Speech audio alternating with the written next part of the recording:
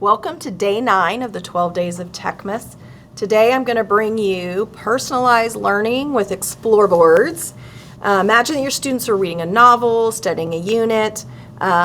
Maybe they're just reading an excerpt from a larger piece of literature. They're reading something in their Wonders, reading Writing Companion, those short stories or a passage. They get all that same foundation when you guys work through that together.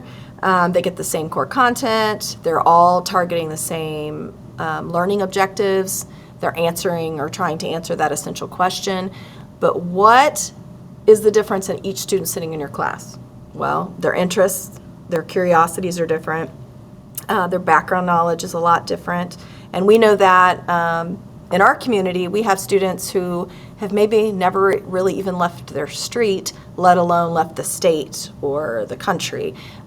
They don't have the same experiences across the board that we would like them to have. So one way to build background knowledge, one way to build that curiosity and hook those students into a novel or a unit or a topic is to build an Explore board that you would share with them prior to beginning the unit, the novel, the lesson, but having an anchor, essential question, objective, something in the middle of the board, and I mean literally in the middle of the board. I put it in there. So this one is designed for Wonders 4th grade, Unit 3, weeks 1 and 2, and I built this Explore board based around the concept of hyperdocs that were created.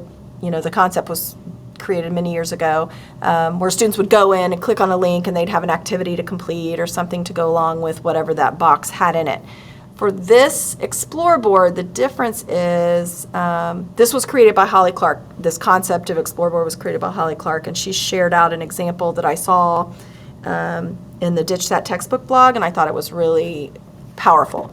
So this is what a lot of us do anyway, where we're talking about a topic and we think, hey, I'm going to go grab a video and show the students they can really see what we're talking about in class. The purpose of these Explore boards is to have all of that curated ahead of time, so you don't have to go find it on the fly and worry about, oh, is this YouTube video going to be appropriate for students, or is this an image that really shows what I want them to see? Does it really explain what I'm looking for? This is the way to do that, and to be able to build that background knowledge for those students and hook them or build that curiosity that we keep looking for. So with this one, the essential question was, in what ways can you help your community? I have a witness box where I wanted them to witness something or view something. I always put some type of verb or task goal up in at the top. So we have witness, we have learn, we have discover, wonder and read, listen again, learn, get motivated, and discover. And those can be adjusted and changed. I have them, they're actually different for some of the ones I've created. The very first Explore boards I created were created for 5th through 8th grade. They have a novel canon or a set of novels that they read as part of Reading Reconsidered.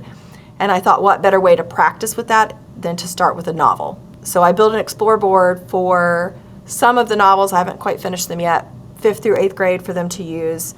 And those are actually going to be in the slide deck that I will share with you to kind of poke around and look at. But keep that in mind that some of those were designed for upper grades, not for elementary. So there's one for the Outsiders that I created that the subject and the content is designed for 8th graders to look at, not for 4th graders to look at or 3rd graders to look at. So I kept age appropriateness in mind when I was curating these resources. So on this one, I have it doesn't have to be explicit to Hurricane Katrina, which is the passage that they read in the Reading Writing Companion, but it does surround that essential question, this whole thing about in what ways can you help your community. This short 1-minute video is all about Hurricane Katrina and the aftermath. Talks about weather, it's 1 minute, super short, but it gives them an idea of what it might have been like. And then we have the Britannica website fact. It's packed with facts about Hurricane Katrina, the when, the how, the why of it all, and images.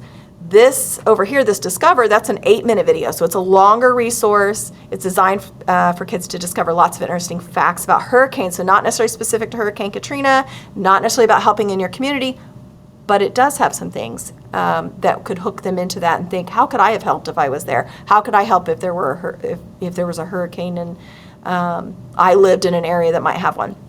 So wonder and read. Ever wondered how you could help your community? This is just about service work. We have over here, I have a listen. It's a book called Why Should I Help? And it really is about a little girl, I believe, at home, not really wanting to help her family, but learning that, hey, this is it is good to help. And that kind of spills out into school and some other areas. Even if you don't want to or you're not really in the mood for it, it's still important to be able to be helpful. Then we have Discover down here. Discover why New Orleans is more at risk for hurricane flooding and damage. So again, this is just kind of the why behind the flooding and damage that happened during Hurricane Katrina and why it was so impactful in that area. This is one about getting motivated. Learn what community service means and get motivated to help in your own community. And then we have Learn.